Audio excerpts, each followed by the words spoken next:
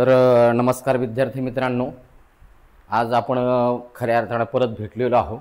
आपण जो आहे पाठीमागे संशोधन पद्धती आणि विश्लेषण या घटकाच्या अनुषंगाने अभ्यासक्रमाला सुरुवात केलेली आहे। या संदर्भामध्ये पाहत असताना एक लक्षात ठेवा की आपण संशोधन पद्धती काय आहे ते खऱ्या अर्थाने पाहत आहोत। त्याचं विश्लेषण आपण नंतरच्या लेक्चरमध्ये करणारच आहोत। संशोधन पद्धतीच्या अनुषंगाने कालच्या लेक्चरमध्ये महत्त्वाचं म्हणजे सामाजिक संशोधन म्हणजे नेमकं काय हे थोडक्यामध्ये आपण बघितलेलं आहे। सामाजिक संशोधनाची गरज काय, सामाजिक संशोधनाचे महत्त्व काय आहे, त्याचबरोबर सामाजिक संशोधनाचं महत्त्वाचं काय, उद्देश काय आहे, सामाजिक संशोधन कशाला म्हणायचं, सामाजिक संशोधनाची वैशिष्ट्ये काय आहेत, विज्ञान म्हणजे नेमकं काय अगोदरच्या घटकात बघितले आपण, विज्ञानाची वैशिष्ट्ये बघितली। आणि आजच्या लेक्चरमध्ये कालच्या लेक्चरमध्ये आपण सामाजिक संशोधन म्हणजे नेमकं काय हे सुद्धा पाहिलेलं आहे। आजच्या लेक्चरच्या अनुषंगाने महत्त्वाचं म्हणजे ज्या घटकाच्या संदर्भामध्ये आपल्याला सविस्तरपणे चर्चा करायची आहे, पण चर्चा करण्याच्या अगोदर ती प्रक्रिया नेमकी आहे काय त्यालाच खऱ्या अर्थानं सामाजिक संशोधनामध्ये त्याला खऱ्या अर्थानं संशोधन प्रक्रिया म्हणतात। पायऱ्या आहेत, पण त्या पायऱ्यामधून कसं जायचं टप्प्याटप्प्यानं। एक लक्षात ठेवा, विज्ञान म्हणजे नेमकं काय अभ्यास करण्याची एक पद्धती आहे, इथपर्यंत आपलं ठीक आहे। पण मग ही प्रक्रिया आहे काय, सामाजिक संशोधनाची प्रक्रिया आहे काय, मग त्या प्रक्रियेच्या टप्प्यानं चालल्याच्या नंतर खऱ्या अर्थानं तुम्हाला संशोधन म्हणजे नेमकं काय हे कळणार आहे। मग आजच्या लेक्चरमध्ये आपण जास्त वेळ न घेता आपण आपल्या विषयाच्या अनुषंगाने सुरुवात करूया। संशोधन प्रक्रिया म्हणजे नेमकं काय, संशोधनाची प्रक्रिया काय आहे। ही संशोधनाची प्रक्रिया तुम्हाला कळाली की तुम्हाला सांगतो बाकीच्या सगळ्या गोष्टी तुम्हाला कोणत्याही प्रश्नाचं उत्तर सहज लिहिता येईल। पहिल्या पेपर मधला घटक क्रमांक 2 आणि 3 हा तिसरा घटक पाहत असताना हा तिसरा घटक जर तुम्हाला सविस्तर कळाला तर तुम्हाला सांगतो यावरती कसाही जरी प्रश्न विचारला त्या प्रश्नाचं उत्तर, त्या प्रश्नाच्या उत्तराची मांडणी तुम्ही चांगल्या पद्धतीने करू शकता। तर आपण संशोधन प्रक्रिया म्हणजे नेमकं काय,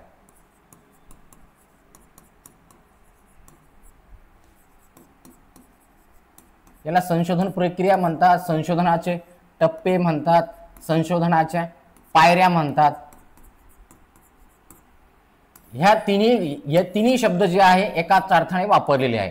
ही संशोधन प्रक्रिया आहे किंवा संशोधनाच्या पायऱ्या आहे किंवा संशोधनाचे टप्पे आहे। एखाद्या व्यक्तीला एखाद्या घटनेच्या संदर्भात संशोधन करत असताना या टप्प्यातून जावं लागतं। मग संशोधनाच्या अनुषंगाने महत्त्वाचं काय, आपण एक लक्षात संशोधन करायचं म्हणजे नेमकं काय, इथं महत्त्वाचं विषय निश्चिती आहे। तुम्ही एखाद्या विषयात संशोधन करायचं पहिलं तुम्हाला महत्त्वाचं काय विषय निश्चित करावा लागतो की तुमचा विषय काय, आपण ते नंतर बघणारच आहोत। मग विषय निश्चित आहे आणि सगळ्यात महत्त्वाचा विषय का शोधलाय तुम्ही, तुम्हाला सत्य शोधून काढायचं आहे।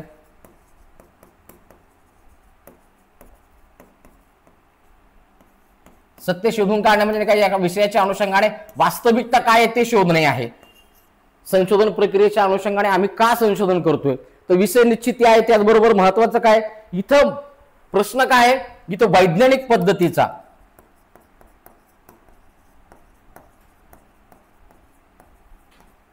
वापर आहे, हा मुद्दा महत्त्वाचा आहे। संशोधनाच्या अनुषंगाने वैज्ञानिक पद्धतीच्या वापराच्या अनुषंगाने, पद्धतच आहे, शास्त्र म्हणजे एक अभ्यास करण्याची पद्धत आहे।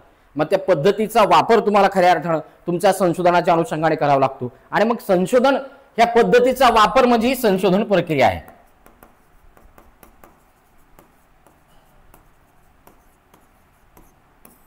संशोधन म्हणजे काय, संशोधन म्हणजे वैज्ञानिक पद्धत, विज्ञान शास्त्र म्हणजे नेमकं काय अभ्यास करण्याची एक पद्धती आहे। अशा पद्धतीनं आता ही प्रक्रिया सुरू झालेली आहे। मग वैज्ञानिक पद्धती काय आहे, मग हिचा पहिला टप्पा काय, मग सगळ्यात महत्त्वाचं काय असेल तर एक लक्षात ठेवा, याला संशोधन जी प्रक्रिया म्हणतात, संशोधन प्रक्रियेच्या अनुषंगाने त्याचा पहिला टप्पा काय असेल, याच्या 5-6 पायऱ्या आहेत। या पायऱ्याच्या अनुषंगाने जर बघ लक्षात ठेवा, इथं पहिलं काय समस्या सूत्रण आहे,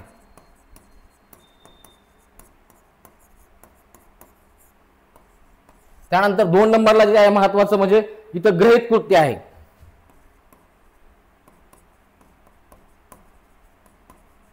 हायपोथेसिस ज्याला म्हणतात, प्रॉब्लेम डिझायनिंग आहे, त्यानंतर संशोधन आराखडा आहे,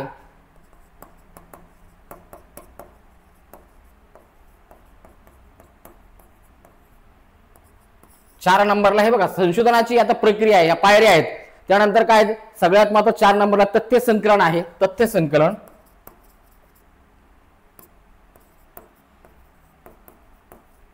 तथ्याचं वर्गीकरण आहे, नमुना निवड आहे.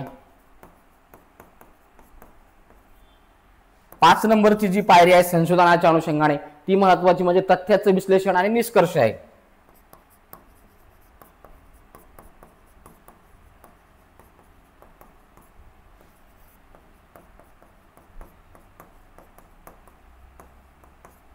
आणि 6 नंबरची जी पायरी आहे संशोधनाच्या अनुषंगाने ती महत्वाची म्हणजे निष्कर्षाचे निर्वाचन आणि अहवाल लेखन.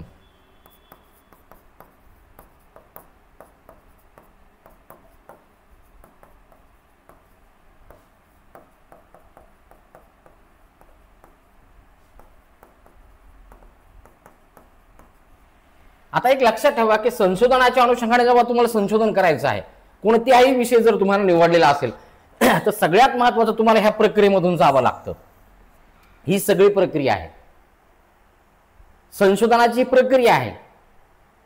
मग ह्या प्रक्रियेमधून गेल्याशिवाय खऱ्या अर्थानं तुमचं संशोधन पूर्ण होत नाही.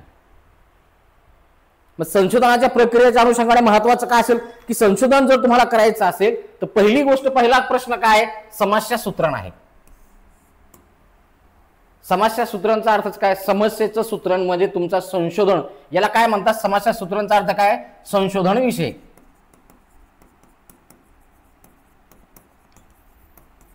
संशोधन विषयाची निवड.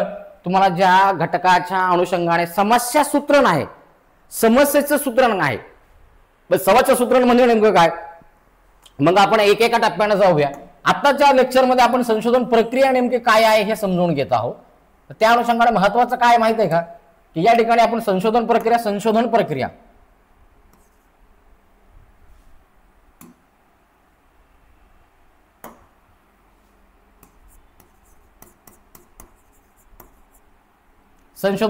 पाहत. याच्यामध्ये महत्वाचं काय, समस्या सूत्रण बघायचं आपल्याला.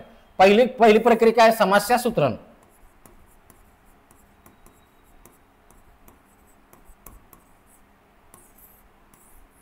समस्या सूत्रांचा अर्थच असा होतो की समस्या सूत्रण म्हणजे तुम्हाला संशोधनाच्या अनुषंगाने काय आहे, विषयाची निवड आहे.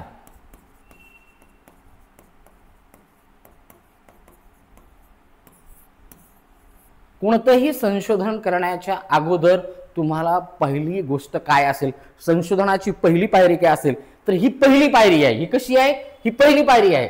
ही पायरी निश्चित झाल्याशिवाय तुमच्या संशोधनाला सुरुवातच होत नाही. मग यामध्ये महत्वाचं काय, संशोधन जे एखादा विषय आहे, विषय समस्या सूत्रांचा काय, कोणताही विषय निवडला तर संशोधनाचे काय आहे, वेगवेगळे पैलू असतात.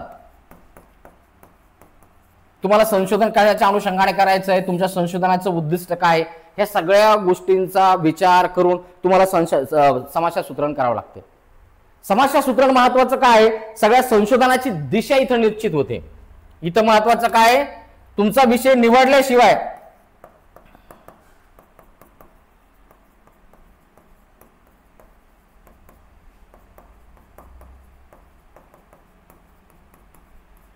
जोपर्यंत तुमचा संशोधनाचा विषय ठरत नाही तोपर्यंत तुमच्या संशोधनाची दिशा निश्चित होत नाही. नेमकं करायचं काय आहे, वस्तुनिष्ठतेची समस्या पाहत असताना आपण त्यामध्ये एक मुद्दा पाहिला होता, संशोधकाचे भ्रम, संशोधकाचा गोंधळ. विषय काय निवडला इथून सुरुवात होते. तुमच्या संशोधनाचं उद्दिष्ट काय सगळ्यात महत्वाचं. आणि मग तुमचा जर विषय चांगला निवडलेला असेल तर तुमच्या संशोधनाची दिशा एकदम निश्चित होते. महत्वाचं काय, संशोधन प्रक्रियेच्या अनुषंगाने पहिली गोष्ट समस्या सूत्रण महत्वाचं. समस्या सूत्रण हे तथ्य संकलनासाठी महत्वाचं काय, मार्गदर्शक तत्व आहे.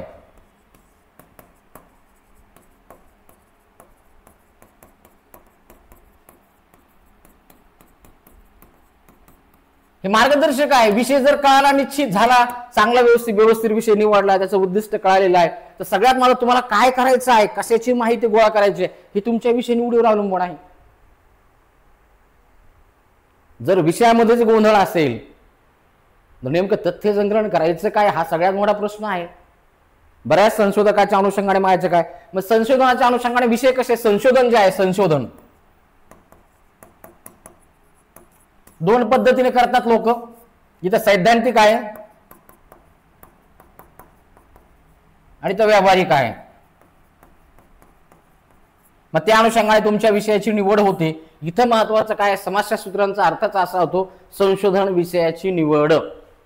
पहिल्या प्रक्रियेमध्ये आपण याचं सविस्तर नंतर बोलणारच आहोत. आपण फक्त प्रक्रियेमध्ये टप्पे काय याचं आजच्या लेक्चरमध्ये विश्लेषण करणार आहोत. म्हणजे नेमकं पुढचे लेक्चर काय होणार आहे हे तुमच्या लक्षात येईल. इथं महत्वाचं काय, तुमचा संशोधन विषय महत्वाचा आहे. ते झालं की 2 नंबरला जी आहे संशोधन प्रक्रियेमधली दुसरी जी पायरी आहे ती म्हणजे गृहीत कृत्य, म्हणजे हायपोथेसिस.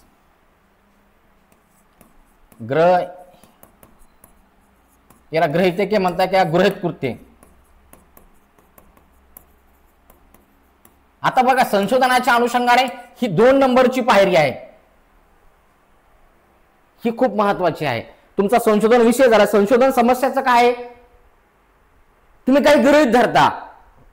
काय गृहीत धरता, एखादी समस्या निवडलेली आहे त्या तुम्ही निवडलेल्या विषयाच्या अनुषंगाने पूर्वज्ञानाच्या आधारावरती, इथं काय माहिती का,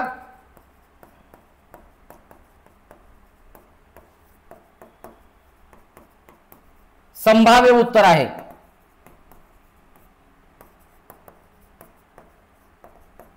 काय आहे, संभाव्य उत्तर आहे. पूर्वज्ञानाच्या आधारावर तुम्हाला संशोधन का करायचं त्याच्यामध्ये महत्वाचं काय, पूर्वज्ञानाच्या आधारावर गृहीत कृत्याची निर्मिती होते. पूर्वज्ञान तुम्ही असं गृहीत धरता. अरे तुम्ही असं गृहीत धरता की स्पर्धा परीक्षा करणाऱ्या मुलांचा रिझल्ट जो आहे तो कमी काय येतोय, याचं काहीतरी कारण आहे. मग त्याच्या संदर्भात आपण तुम्ही विचार करा. विद्यार्थ्यांचा अभ्यास पूर्ण होत नाही, मार्गदर्शन व्यवस्थित मिळत नाही का, ही समस्या आहे. तुम्ही असं गृहीत हे मिळत नाही, मग याचा शोध घ्यायचा आहे तुम्हाला. तुम्ही अगोदरच गृहीत कृत्याच्या अनुषंगाने काय पूर्वज्ञानाच्या आधारावरती तुम्ही समस्याचं संभाव्य उत्तर निर्माण केलेलं आहे. का मिळत नाही, मुलांना काय मग सुविधा मिळत नाही, मग त्याचं संशोधन तुम्ही करायला सुरुवात करता. कारण तुम्हाला हे शोधायचं, तुमच्या मनामध्ये गृहीत कृत्याच्या अनुषंगाने संशोधनाच्या अनुषंगाने जर संभाव्य उत्तर तुमच्याकडे असेल, मग सगळ्यात महत्वाचं काय, संभाव्य उत्तर असेल. गृहीत कृत्यामुळे काय होतं, संशोधनावर लक्ष केंद्रित राहते.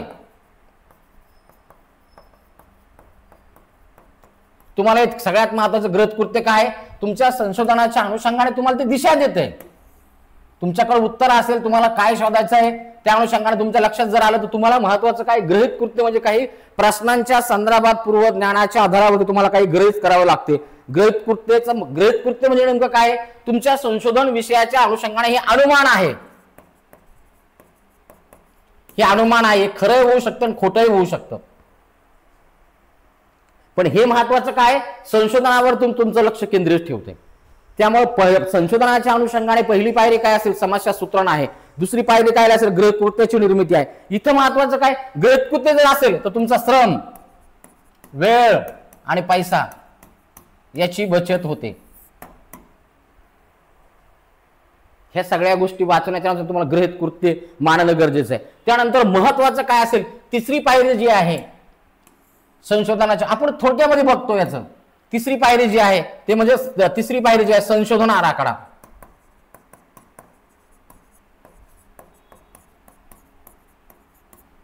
संशोधनाच्या अनुषंगाने संशोधन आराखडा खूप महत्वाचा आहे. संशोधन आराखड्याचा जर विचार केला तुम्ही, संशोधन आराखडा जर असेल तुमच्या सगळ्यात महत्वाचं रिसर्चच्या अनुषंगाने, तर तुमचं संशोधन व्यवस्थित होऊ शकतं. आराखडा जीवनाच्या प्रत्येक क्षेत्रामध्ये असणं गरजेचं आहे. आराखड्याचा अर्थच काय, महत्वाचं काय की आराखडा म्हणजे नियोजन आहे. तुमच्या अभ्यासक्रमाचा सुद्धा तुमचा आराखडा असणं गरजेचं आहे. आम्ही आमचं नियोजन कधी करतच नाही.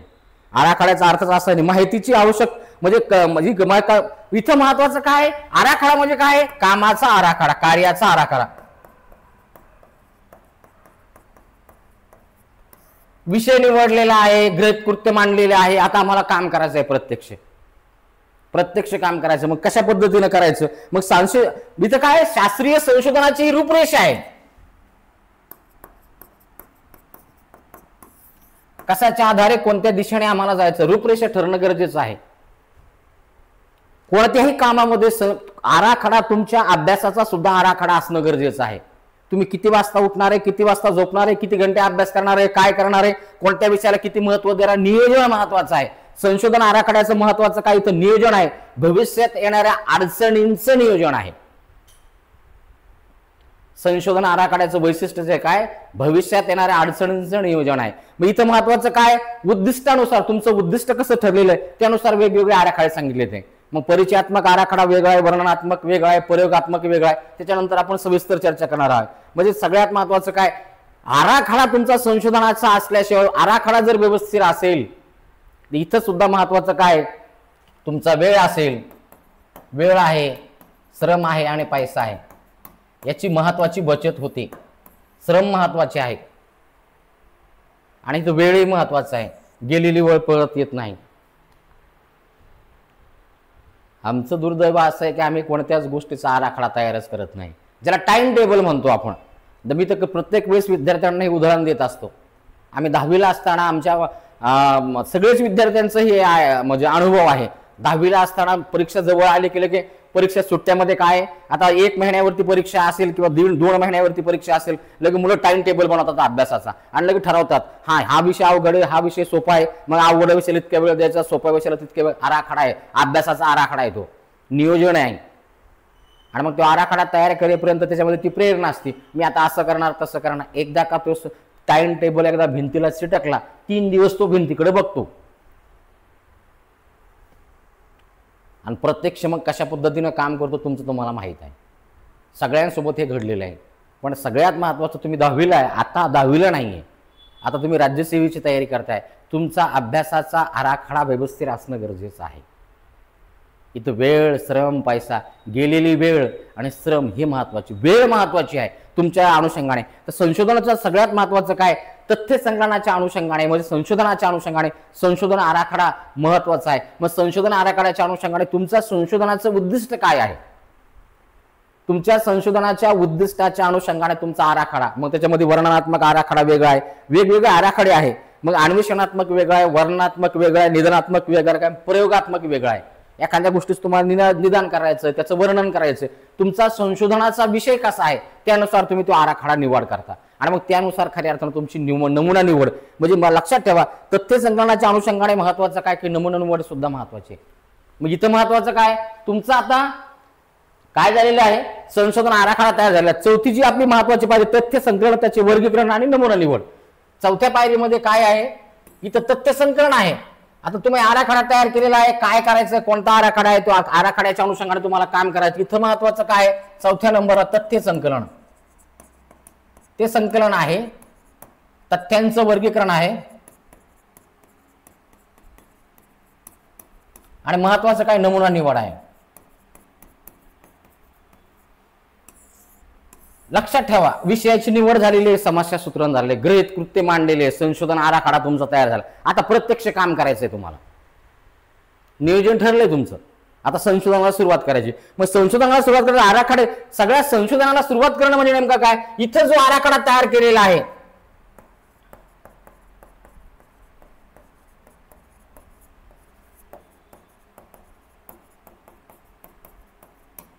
संशोधनाच्या अनुषंगाने तुम्हाला खऱ्या अर्थानं आराखड्याची इथं अंमलबजावणी करणे, प्रत्यक्ष कामाला सुरुवात करणे संशोधनाच्या अनुषंगाने.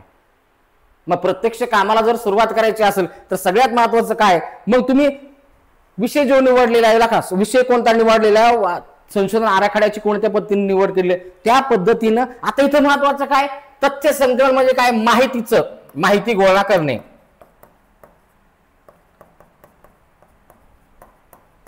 तुम्ही समाज व्यवस्थेच्या अनुषंगाने काम करतायत, मग तथ्य संकलनाचं पहिलं महत्वाचं काय, तुम्हाला माहिती गोळा करायची आहे. मग संशोधनाच्या अनुषंगाने आपले बघा, आपल्या अभ्यासक्रमामध्ये आपल्याला गृहीत कृत्य सुद्धा आहे, आपण त्याची सविस्तर चर्चा करणार आहोत. त्यानंतर महत्वाचं तथ्य संकलनाची तंत्रे, हे खूप महत्वाचं आहे. माहिती गोळा करण्याची काय तंत्रे, इथं महत्वाचं काय, तथ्य संकलन कोणत्या तंत्राच्या आधारे करायचं आहे. मग त्याला स्रोत म्हणतात, त्याला शास्त्रीय भाषेच्या अनुषंगाने काय आहे, तथ्य संकलनाचे स्रोत म्हणतात.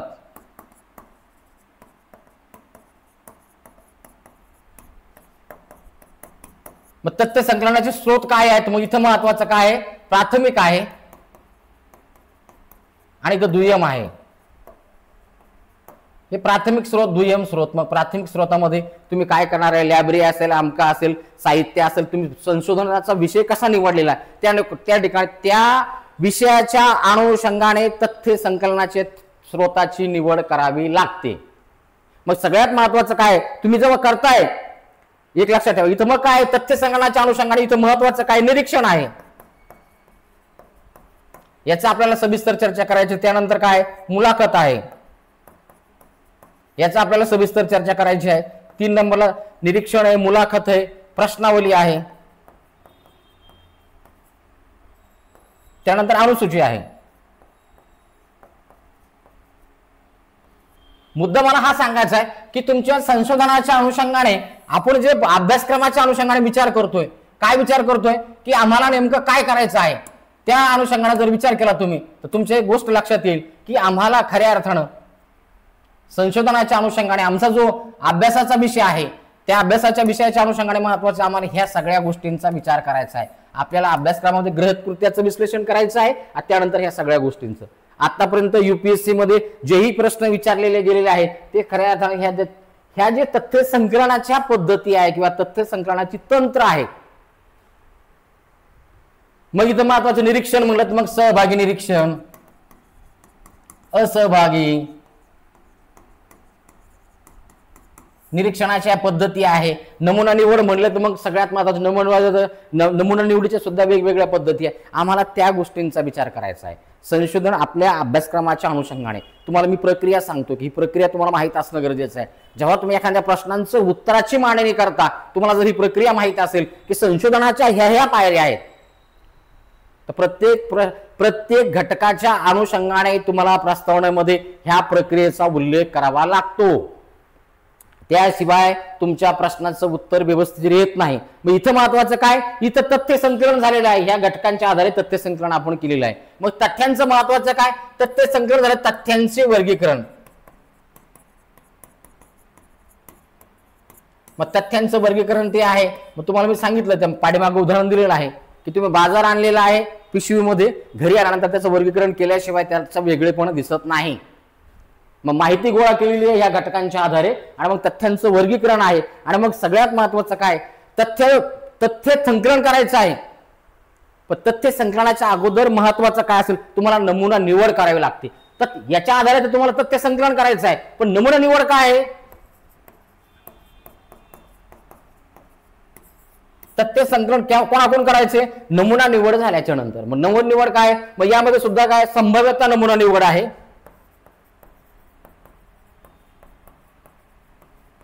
आणि गैरसंभाव्यता.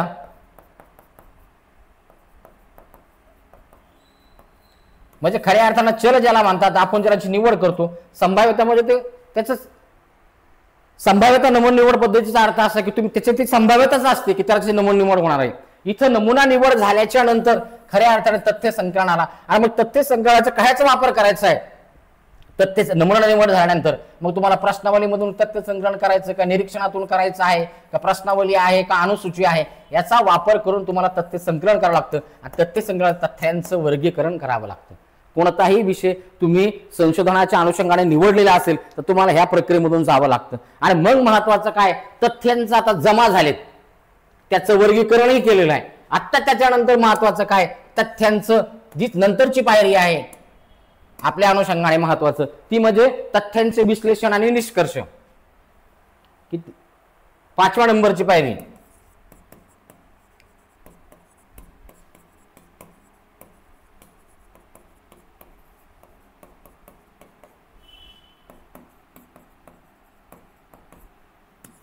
तथ्य जमा झालेले आहेत, त्याचं वर्गीकरण केलेलं आहे. आता वर्गीकरण केलेले जे तथ्य आहे त्यांचं संपादित तथ्य जे आहे त्याचं पहिली गोष्ट काय, तथ्यांचं काय,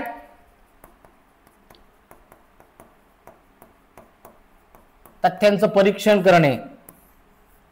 संशोधकाला पहिली गोष्ट तथ्यांचं परीक्षण करावं लागतं. वर्गीकरण झाल्याच्या नंतर तथ्यांचे वर्ग पाडावे लागतात. तथ्यांचं काय,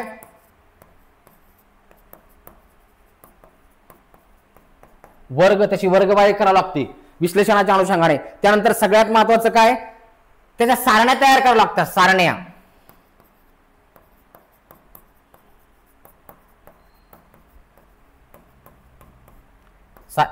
इथं माहिती खूप जमा झालेली आहे. इथं विश्लेषण करत असतात, त्यांचं पहिलं परीक्षण करायचं, त्याच्यानंतर तथ्यांचं वर्ग पाडायचे, वेगवेगळे करायचे, त्यानंतर त्या सारण्या तयार करायच्या, कोष्टक तयार करायचे, आणि महत्वाचं काय इथं संख्याशास्त्रीय विश्लेषण करायचं आहे. काय संख्याशास्त्रीय.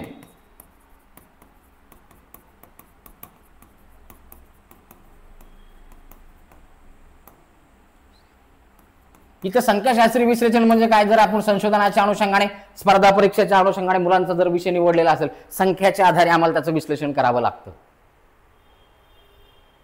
सारण्या माहिती तर जमा केलेली, प्रश्नावली भरून आणलेली आहे, त्याचं सगळ्यात महत्वाचं काय आहे, त्याचं तथ्यांचं पहिली गोष्ट परीक्षण करावं लागतं, तथ्यांचे वर्ग पाडावं लागतात, त्याच्या सारण्या तयार करावं लागतात, त्याचं सगळ्यात महत्वाचं काय संख्यांच्या आधारे विश्लेषण करावं लागतं. आणि महत्वाचं काय विश्लेषण प्रक्रिया, हे सगळ्या ज्या गोष्टी आहेत, ह्या सगळ्या गोष्टी विश्लेषण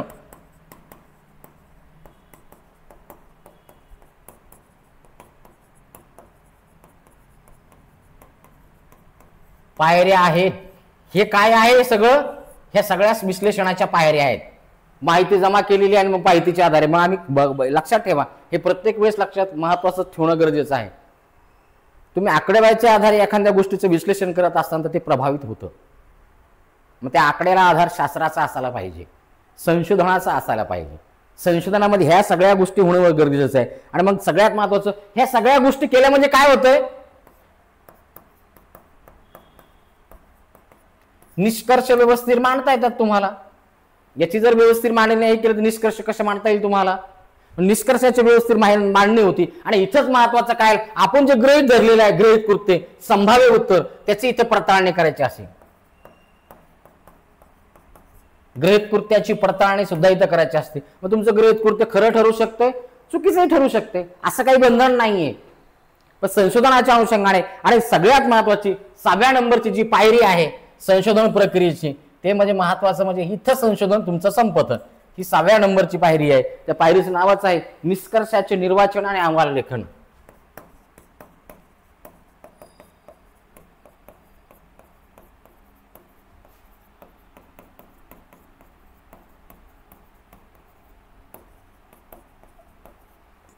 हा तुमच्या संशोधनाचा शेवटचा टप्पा असतो. मग महत्वाचं काय, काढलेल्या निष्कर्षावर, इथं जे निष्कर्ष काढलेले, इथं निष्कर्ष काढले, याच्यावरती इथं भाष्य करणे. संशोधकाने इथं भाष्य करावं लागतं. काढलेल्या निष्कर्षाच्या अनुषंगाने इथं भाष्य करावं लागतं. त्यानंतर महत्वाचं म्हणजे तथ्यांचं निर्वाचन करावं लागतं. आणि त्याचनंतर महत्वाचं काय, इथं महत्वाचं काय, भाष्य करावं लागतं, तथ्यांचे निर्वाचन. आणि इथं महत्वाचं काय, संशोधनाच्या अनुषंगाने जे महत्वाचं असतं, इथं खऱ्या अर्थानं काय होते, सिद्धांताची निर्मिती.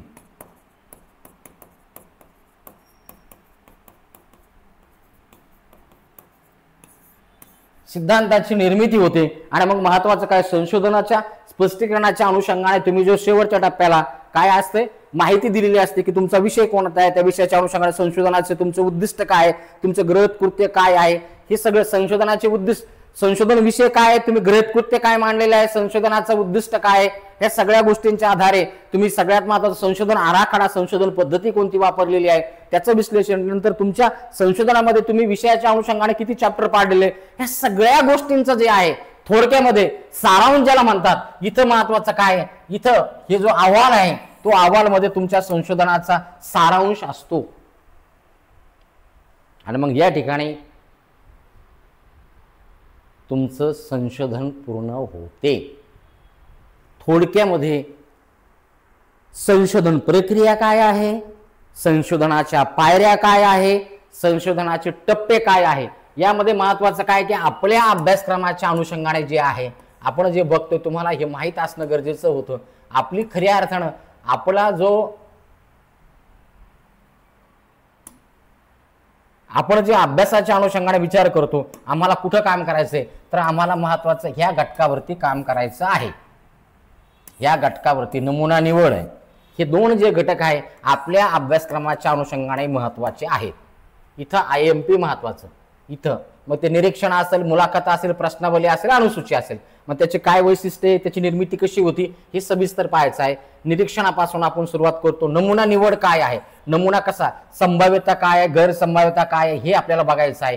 आणि त्यानंतर महत्वाचं आपल्या अभ्यासक्रमाच्या अनुषंगानेच बोलतोय मी.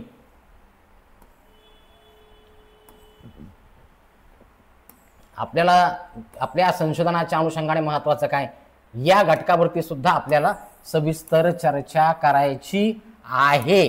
अशा पद्धतीने आपण जे आहे संशोधन प्रक्रिया, इथं महत्वाचं काय, संशोधन प्रक्रिया म्हणजे नेमकं काय आहे,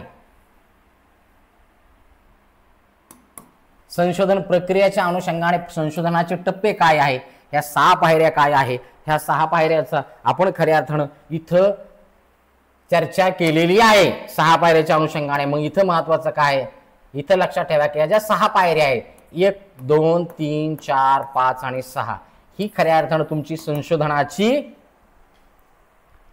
प्रक्रिया आहे.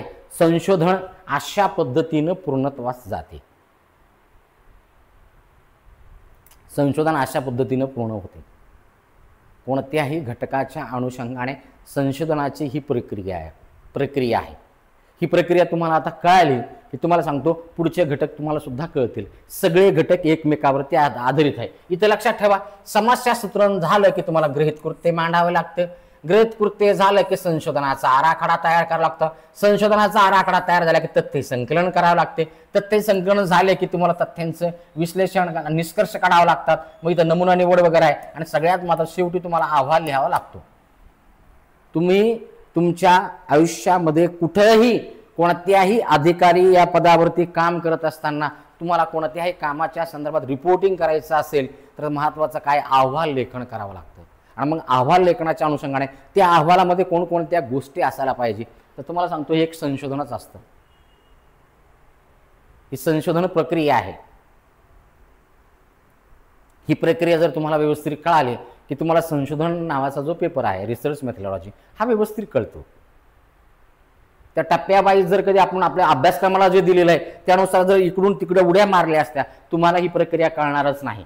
ही प्रक्रिया संशोधन म्हणजे घटक क्रमांक 2 पहिल्या पेपरमधला आणि 3 हे दोघांचं आत्मा पुढे असेल तर ह्या सगळ्या गोष्टीमध्ये आहे. शास्त्र म्हणजे नेमकं काय, ते अभ्यास करण्याची पद्धती, ही पद्धती अशी आहे. ही पद्धती म्हणजेच खऱ्या अर्थानं संशोधन आहे. अशा पद्धतीने थोडक्यामध्ये तुम्हाला मी संशोधन प्रक्रिया काय आहे या आजच्या लेक्चरमध्ये आपण बघितलेलं आहे. तर मला असं वाटतं की आपण थोडक्यामध्ये ज्या घटकांचा समावेश आपल्या अभ्यासक्रमाच्या अनुषंगाने करण्यात आलेला आहे त्यावरती आपण सविस्तर चर्चा करूया. बाकीचे जे घटक आहे तुम्हाला ती प्रक्रिया माहीत असणं गरजेचं असावं आणि असायलाच पाहिजे. कारण तुम्हाला कोणत्याही घटकावरती जर प्रश्न विचारला त्याचं उत्तर लिहित असताना तुम्हाला ह्या प्रक्रियेचा उल्लेख करावा लागतो, याचा संदर्भ द्यावा लागतो, त्याशिवाय तुमचं होतच नाही. मुलाखतीवरती प्रश्न विचारला तुम्हाला मुलाखतीच्या अनुषंगाने महत्वाचं प्रस्तावनेमध्ये सांगावं लागेल. संशोधन प्रक्रियेच्या अनुषंगाने महत्वाची पहिली प्रक्रियामध्ये काय असेल तर संशोधन विषयाची निवड करावी लागते. निवड झालेल्या विषयाच्या अनुषंगाने गृहीत कृत्याची मांडणी आणि नमुना निवड केल्याच्या नंतर खऱ्या अर्थाने तथ्य संकलनाला सुरुवात होते. तथ्य संकलनाला सुरुवात झाल्यानंतर तथ्य संकलनाच्या 2 पद्धती आहे, प्राथमिक स्रोत आणि दुय्यम स्रोत. दुय्यम स्रोताच्या अनुषंगाने महत्वाचं काय, प्रश्नावली तथ्य संकलनाची एक प्रकार आहे. प्रश्नावली हा तथ्य संकलनाचा एक प्रकार आहे. आणि मग त्या प्रकाराच्या अनुषंगाने याची काय वैशिष्ट्य आहे, हे कसे निर्माण होतात, प्रश्नावली कशी तयार केल्या जातील, मग त्याच्यात महत्वाचं काय, बंदिस्त प्रश्न कसे आहे, मुक्त प्रश्न कसे आहे, मग प्रश्नावलीचे गुण काय आहे, प्रश्नावलीचे दोष काय आहे, हे सविस्तरपणे मांडावं लागतं. असंच सगळ्या प्रश्नाच्या उत्तराच्या अनुषंगाने तुम्हाला करावं लागतं. म्हणून तुम्हाला खऱ्या अर्थानं ह्या लेक्चरमध्ये संशोधन प्रक्रिया काय आहे हे तुम्हाला सांगण्याचा प्रयत्न केलेला आहे. बरेचसे विद्यार्थी म्हणतात की सर तुम्ही खूप सविस्तर घेताय. सविस्तर घेणं खूप गरजेचं आहे, त्याशिवाय प्रश्नाचे उत्तर लिहिल्या जाणारच नाहीयेत. माझा दावा आहे की पहिली परीक्षा झाल्याच्या नंतर विद्यार्थ्यांना कळणार आहे की प्रश्न कसे विचारले जातात आणि उत्तर लिहित असताना जर शॉर्टकटमध्ये काही गोष्टी केल्या असेल तर त्या मुलांची तिथं महत्त्वाचे काही तारांबळ उडणार आहे. संशोधन प्रक्रिया माहिती असल्यानंतर संशोधनाच्या अनुषंगाने कशावरती प्रश्न विचारू देणार, कसं उत्तर तुमचं छान येणार नाही. आणि मग तपासणाऱ्याला सुद्धा कळेल की याला संशोधन प्रक्रिया कळालेली आहे. निरीक्षण जरी म्हणलं तर तुम्हाला समस्या सूत्रण, गृहीत कृत्य, नमुना निवड आणि मग इकडे निरीक्षणापर्यंत यावं लागतंय. निरीक्षण ही तथ्य संकलनाची एक पद्धती आहे. निरीक्षण ही तथ्य संकलनाची एक पद्धती आहे. निरीक्षण म्हणजे नेमकं काय? मग संशोधन विषयाच्या अनुषंगाने निरीक्षणापासूनच सुरुवात होते. संशोधक कोणत्याही गोष्टीचं निरीक्षण करतो त्यानंतरच खऱ्या अर्थाने त्याला विषयाची निवड करता येते असं लिहायचं. पण निरीक्षण कसं आहे? मग निरीक्षणाची एक दोन व्याख्या. निरीक्षण म्हणजे नेमकं काय आणि मग निरीक्षणाच्या दोन प्रकार पडतात. सहभागी निरीक्षण, असहभागी निरीक्षण. सहभागी निरीक्षण म्हणजे नेमकं काय, असहभागी निरीक्षण काय आणि मग त्याचं विश्लेषण करायचं आहे. उत्तर कसं लिहिलं जात नाही. बरेचसे विद्यार्थी मला भेटले की आता हाच प्रश्न आहे, सर उत्तर लिहिणं जमन का? 100% जमन. का जमणार नाही? जर अभ्यास अशा पद्धतीने केला तर. जर आणि तरचा प्रश्न आहे. तर आपण आजच्या लेक्चरच्या अनुषंगाने महत्वाचं काय की तुम्हाला संशोधन प्रक्रिया काय हे तुम्हाला मी सांगितलेलं आहे. आजच्या घटकाच्या अनुषंगाने आपण ज्या संशोधन प्रक्रिया बघितलेली आहे त्या संशोधन प्रक्रियेच्या अनुषंगाने महत्वाचं काय असेल तर आपण एक जे आहे सुरुवातीचं संशोधन प्रक्रियेच्या अनुषंगाने महत्वाचं काय, पहिला जे आहे काय, समस्या सूत्रण.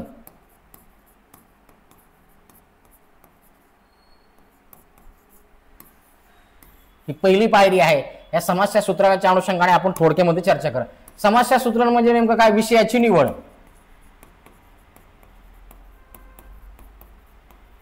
संशोधन विषयाची निवड तुम्हाला करावी लागते. मग एक लक्षात ठेवा की समस्या सूत्रण काय? समस्येचं सूत्रण आहे. समस्या आहे पण त्या सूत्रामधून तुम्हाला एक विषय निवडायचा आहे. समस्या सूत्रांचा अर्थ काय? निराकरणासाठी समोर आलेला प्रश्न आहे. समस्या सूत्रणाचा अर्थच काय? सगळ्यात महत्त्वाचा समस्या सूत्रणाचा अर्थ काय आहे? समस्या सूत्रणाचा अर्थ आहे प्रश्नवाचक समस्या. काय आहे? समस्या म्हणजे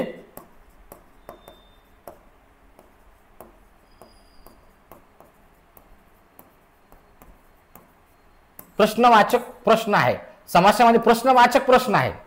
प्रश्नवाचक प्रश्नाचा अर्थ म्हणजे प्रश्नवाचक विधान आहे. लक्षात ठेवा, सॉरी विधान आहे. प्रश्नवाचक काय आहे? समस्या म्हणजे काय आहे?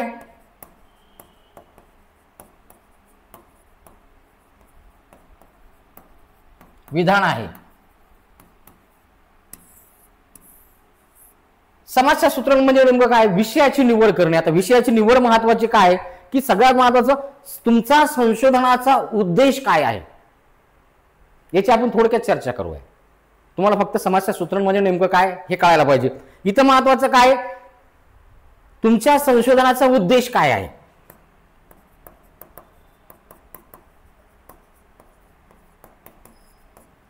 तुमच्या संशोधनाच्या उद्देशाच्या अनुषंगाने खऱ्या अर्थाने तुम्हाला संशोधनाच्या अनुषंगाने विषयाची निवड करायची असते. संशोधनाच्या अनुषंगाने मध्ये नेमकं कशाबाबत संशोधन करायचंय बघा. लक्षात ठेवा तुमच्या मनामध्ये काही गोष्टी ज्या आहेत क्लिअर असणं गरजेचे आहे. आता बघा तुम्हाला सांगतो, मी तुम्हाला अगोदर सांगितलं की संशोधकाचा गोंधळ काय आहे.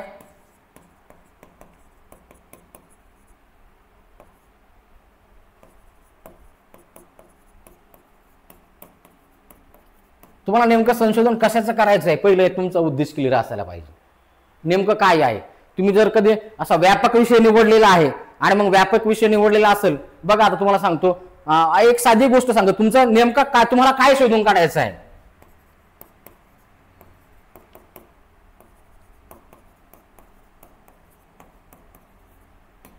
तुम्हाला संशोधन कशाचं करायचं आहे, तुम्हाला काय शोधायचं आहे. संशोधन करायचं आहे पण कशात संशोधन करायचं आहे आणि त्याच्यामध्ये काय शोधायचं आहे आणि सगळ्यात महत्त्वाचं कशाबाबत.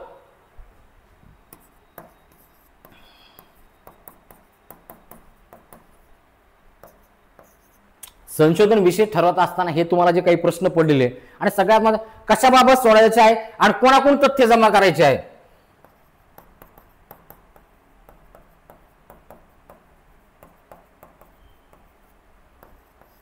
आणि सगळ्यात शेवटी महत्वाचं काय की कोणाकोण तथ्य संपादन करायचं आहे, कशा पद्धतीने करायचं आहे. ह्या सगळ्या गोष्टी संशोधकाचा गोंधळ उडतोय कुठं.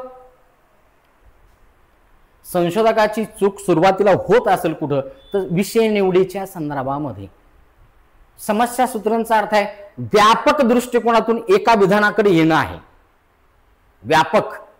व्यापकचा अर्थ काय होतोय मग सांगा, मला सांगा. व्यापकचा अर्थ असा होतोय, आता तुम्ही संशोधनाच्या अनुषंगाने तुम्ही कसे स्पर्धा परीक्षेची तयारी करणारे विद्यार्थी आहे, आपण त्याच अनुषंगाने आता जर कधी आपण असा विषय निवडलेला आहे स्पर्धा परीक्षेच्या विद्यार्थ्यांच्या समस्या, स्पर्धा परीक्षा करणाऱ्या विद्यार्थ्यांच्या समस्या, विषय काय निवडलेला आहे स्पर्धा परीक्षा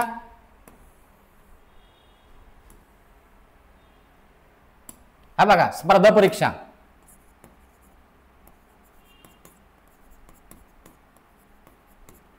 स्पर्धा परीक्षेची तयारी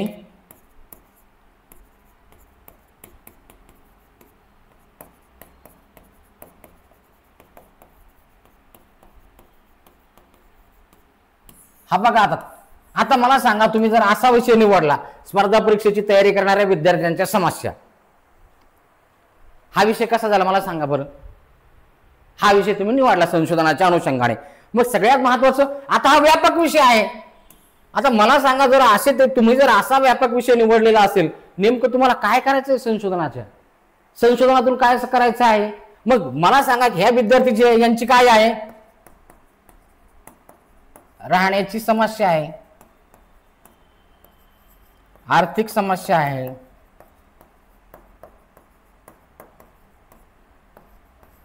त्यानंतर शासनाचे धोरण आहे,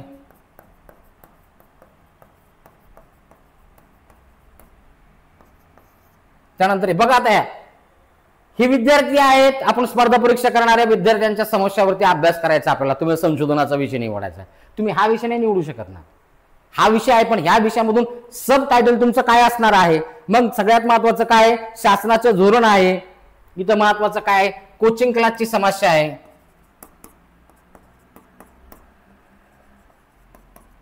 कोचिंग क्लासची समस्या आहे, जाहिरातीचा प्रभाव आहे,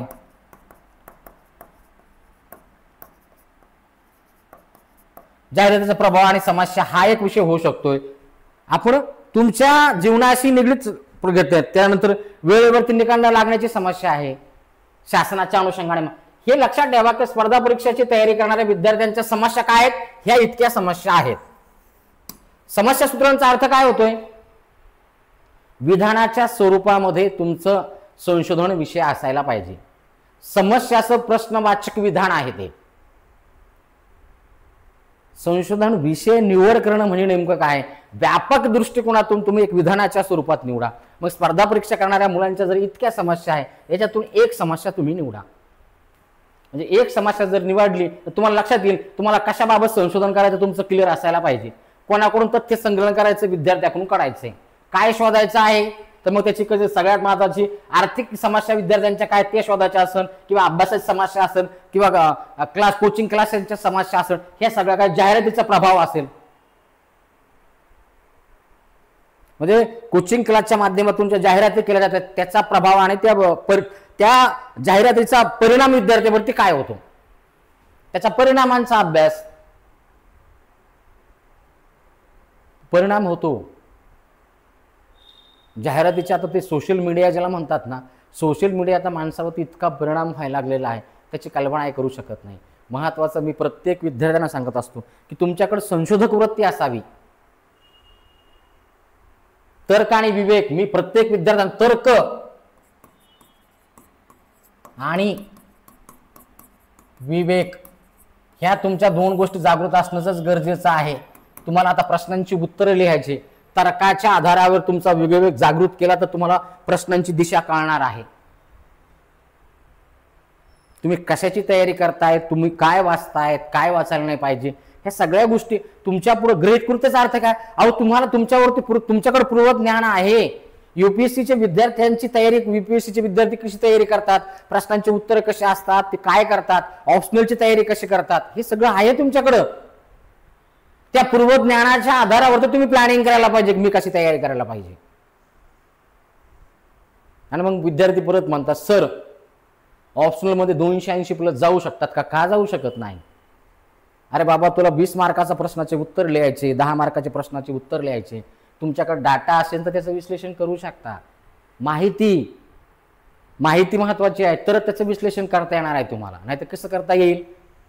संशोधन विषयाच्या अनुषंगाने समस्या सूत्रांचा अर्थच असा होतो की जो व्यापक विषय आहे, तुमच्या संशोधनाचे आवश्यक विधान करायला पाहिजे. तुमचा संशोधनाचा उद्देश काय आहे, तुमच्या संशोधनाचा उद्देश जर कधी त्याची आर्थिक समस्या जाणणं असेल की स्पर्धा परीक्षा करणाऱ्या मुलाच्या आर्थिक समस्या काय आहेत, तर पुण्यासारख्या शहरामध्ये जर तुम्ही गेलात तर विद्यार्थ्यांचे बघा आर्थिक समस्या काय. ते स्पर्धा परीक्षा करणारे जे विद्यार्थी आहेत, काही विद्यार्थी एका वेळेच्या डब्यावरती दिवस काढतात. पायामध्ये स्लिपरच असते, एक स्वप्न घेऊन आलेलं असतं. त्या स्वप्नांच्या अनुषंगाने त्याचा तो संघर्ष चाललेला असतो. खूप आर्थिक अडचणी असतात. सकाळचा नाश्ता करण्याचे सुद्धा मुलांना विचार करावा लागतो. सकाळी नाश्ता करत असताना महत्त्वाचे मला किती रुपये लागतात, माझ्या घराकडून किती रुपये येतात, या सगळ्या गोष्टीचा विचार करावा लागतो. म्हणजे सांगायला हरकत नाही की म्हणजे 2 दिवस अगोदर एका विद्यार्थ्याची माझी चर्चा झाली. मी त्याला विचारलं की रे बाबा रे, तू स्पर्धा परीक्षेची तयारी करतो, तू आता फर्स्ट इयरला आहे, तर काय करतो नेमकं. त्या विद्यार्थ्यासोबत मी चर्चा केली. विदर्भामधला विद्यार्थी आहे, त्याने एक वाक्य सांगितलं की सर, माझे आई वडील जे आहे शेतमजूर आहेत. माझा मोठा भाऊ जो कलरिंगचं काम करतो आणि माझ्या मोठ्या भावाने मला स्पष्ट सांगितलं की तू फर्स्ट इयरला आहे ना, तुला 3 वर्ष तुला पैशाची कमी पडू देणार नाही, तू फक्त तयारी कर, अभ्यास कर. आणि तो म्हणाला लवकर कुठेतरी लागणं तर शासकीय नोकरी लागणारच लागू शकतो, आमच्याकडे पैसे नाही आहेत, घरची परिस्थिती अशी बिकट आहे. आणि मग मी त्याला थोडं बोलतं केलं, त्यासोबत चर्चा केली. तर त्या मुलांचं मी जेव्हा ऐकलं तर मग मला खरं प्रश्न पडला, अशाही परिस्थितीमध्ये विद्यार्थी जगतात का. घरून आलेले जे पैसे आहे ते पैशाचा कसा उपयोग करायचा ते मुलगा तुम्हाला सांगतो. म्हणजे आम्ही छत्रपती संभाजीनगर म्हणून बोलतोय, तो बेगमपुऱ्यात म्हणजे विद्यापीठाकडे राहतो, तिथून तो औरंगपुऱ्यात रोज सकाळी चालत येतो.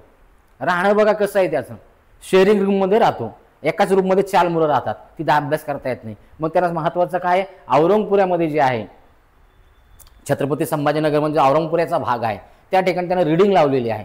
तो सकाळी तिथून उठतो, पायी चालत रीडिंगला येतो, आल्यानंतर सकाळी 20 रुपयाचाच नाश्ता करतो. तो नाश्ता झाल्याच्या नंतर तो रीडिंगमध्ये बसतो. रीडिंगमध्येच त्यानं डबा लावलेला आहे, तिथं डबा येतो, मेस येते, म्हणजे मेसचा डबा लावलेला आहे, तो डबा येतो, तिथं खातो. म्हणजे सकाळी 8 ते संध्याकाळी 7 वाजेपर्यंत तो सगळा एंगेज असतो, तयारी करतो. मग त्याला विचारलं मी, मित्र वगैरे काही ऐकणार. बघा काय मुलं असतात, मित्रांसोबत राहायला लागलो तर मग त्यांची चहा पिली की मग आपल्याला चहा पाजावं लागते, चर्चा होतात. आर्थिक अडचण खूप गंभीर आहे, एवढं सोपं नाही. मग अशा परिस्थितीमध्ये जे आहे हे विद्यार्थी जे आहे स्पर्धा परीक्षेची तयारी करणारे विद्यार्थी, मी प्रत्येक वेळेस या विद्यार्थ्यांना म्हणत असतो, तुमच्या आयुष्यात महत्त्वाचा काय, वेळ खूप महत्त्वाचा आहे. त्या वेळेचं नियोजन करा रे. इथं तुमच्याकडे नियोजनच नाही, तुमचा आराखडाच तयार नाही. हे करा, तुमचं टार्गेट ठेवा, किती वर्षामध्ये तुम्हाला काय करायचं आहे. या समस्या आई वडिलांनी स्वप्न पाहिले तर स्वप्नांच्या पाठीमागे तुम्ही धावतायत, इतकं सोपं नाहीये.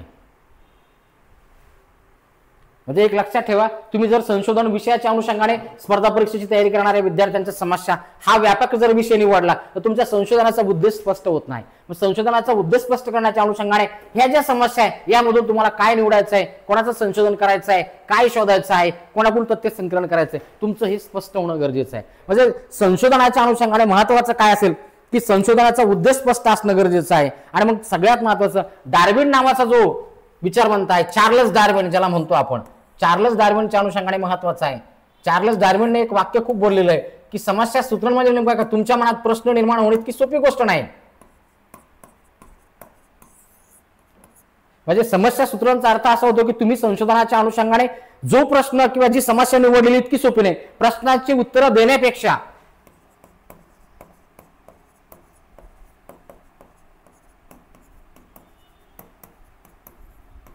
काय म्हणतो तो, प्रश्नांची उत्तरे देण्यापेक्षा प्रश्न कोणते होते,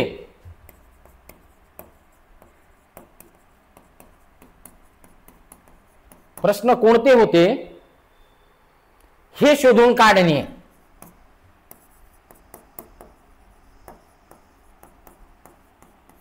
हे शोधून काढणे मला अतिशय कठीण वाटते.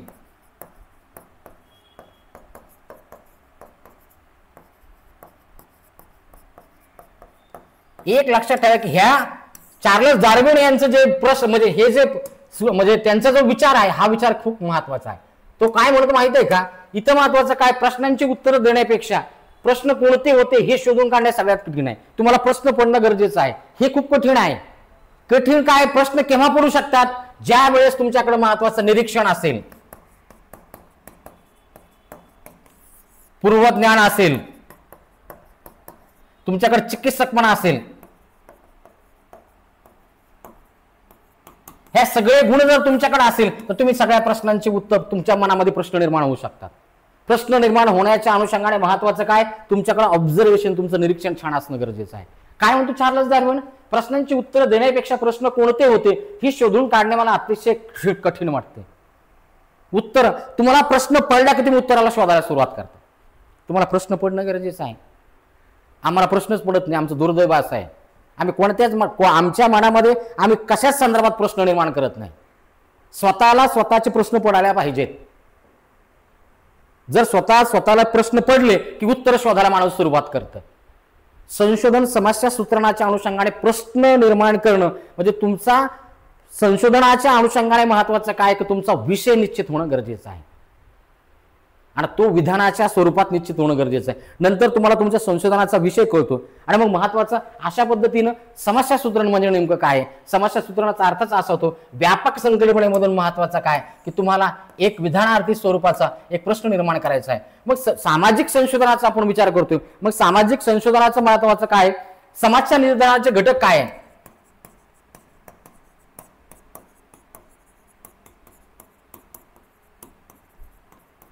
समाज व्यवस्थेच्या अनुषंगाने तुम्हाला संशोधन करायचं आहे तर मग कोणते घटक आहे की तुमची समस्या निर्धारण करायला, तर सगळ्यात महत्वाचं बदलते सामाजिक जीवन आहे.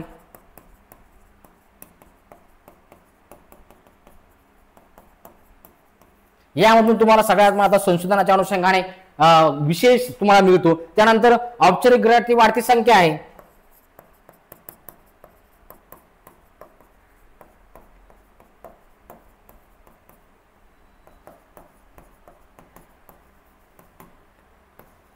त्यानंतर महत्वाचं काय, इथं महत्वाचं काय, सांस्कृतिक परिवर्तन आहे.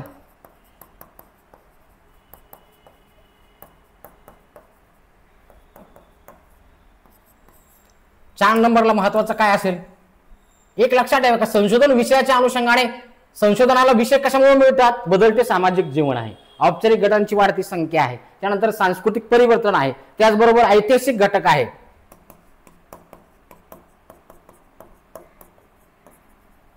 घटना आहे, ऐतिहासिक घटक आहे, याच्यातून सुद्धा तुम्हाला संशोधनाच्या अनुषंगाने प्रश्न मिळतो. त्यानंतर महत्वाचं काय, ऐतिहासिक घटनांचा विज्ञानावरती पडणारा प्रभाव आहे, त्यानंतर समाजाचे संघटन आहे. महत्वाचं काय की तुम्हाला काय आहे, संशोधनाला विषय काय मिळतो, बदलते सामाजिक जीवन. सामाजिक जीवन बदलतं, तुमचा जसा अभ्यासक्रम बदललेला आहे. आतापर्यंत ऑब्जेक्टिव्ह करत आले, अचानकच तुमचा अभ्यासक्रम बदलला. मग अभ्यासक्रम जर कधी तुमचा बदललेला असेल त्या अनुषंगाने संशोधनाला विषय मिळालेला आहे. बदल झालाय, अभ्यासक्रमामध्ये बदल झालाय.